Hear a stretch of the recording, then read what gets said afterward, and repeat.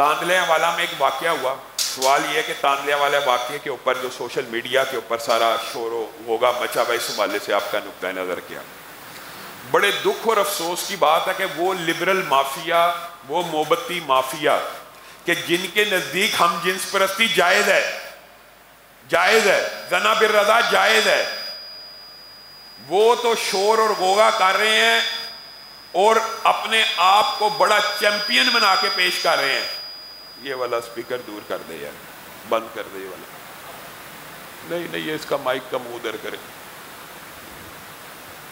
اور وہ تو بڑا شور و غوغا کر رہے ہیں، اور ہمارے نزدیک ہم جنس پرستی کی سزا کیا اسلام میں؟ موت، سنسار.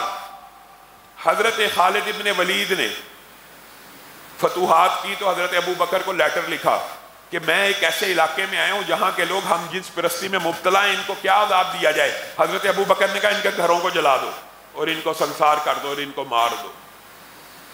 ہمارے نزدیک تو ہم جنس پرستی کی سزا موت ہے. آئیے اس وطن کے اندر ہم جنس پرستی کا قانون بنا دیا جائے کہ مسجد کا ملا ہو یا پوش علاقوں کا انکل یا آنٹی ہو، اگر ہم جنس پرستی میں ملوث ہوں تو ان کو سزائے موت دے دی جائے. آئیے آگے بڑھیے.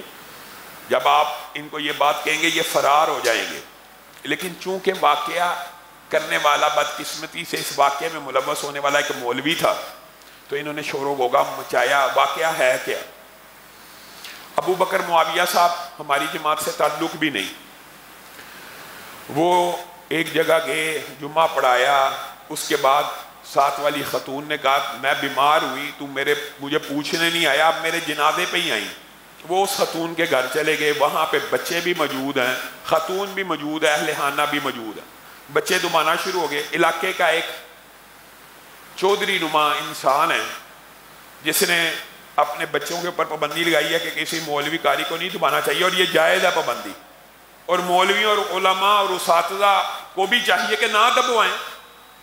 کوئی دبوانا فرض نہیں ہے، اور یہ دبوانا کوئی، میری نظر میں تو یہ عمل بھی درست نہیں ہے. لیکن جو اصل سینیریو ہے وہ یہ ہے کہ سکینہ بی بی کے گھر گئے ہیں، ان کی خالہ بنی ہوئی ہے، پورا گھر آباد ہے، وہاں پہ بچے ان کو 8 9 10 پورا گھر والے بیٹھ کے دبا رہے ہیں. اس بچے کا باپ آیا اور اس نے کہا میں نے پہلے بھی کہا تھا تو نے نہیں دبانا، تو پھر دبا رہا. چودھری نہ بھی ہو ایک بندے کی، میں نہیں میرا بچہ دبوائے، نہیں دبانا چاہتا، نہ میرے بچے، تو میں ہوتی بڑھتی گالم گلوچ گریبان، وہی جو عادی معاملہ ہوتا ہے معاشرے میں، ایک عادی معمولی نوعیت کا معاملہ، لڑائی جھگڑے، گالم گلوچ، اور پورا اس کے گھر والے، بچے، ہر بندہ اس بات کا گواہ وہاں پہ موجود ہے. کوئی مرا نہیں ہے، سکینہ صاحب آدھی زندہ ہیں، وہ بچے بھی موجود ہیں. اس بندے نے پولیس میں رپورٹ درج کرائی کہ ہوا یہ ہے کہ یہ میرے بچہ دبا نہیں تھا رہا، میرے بچے کے ساتھ اس نے زیادتی کرنے کی کوشش کی ہے.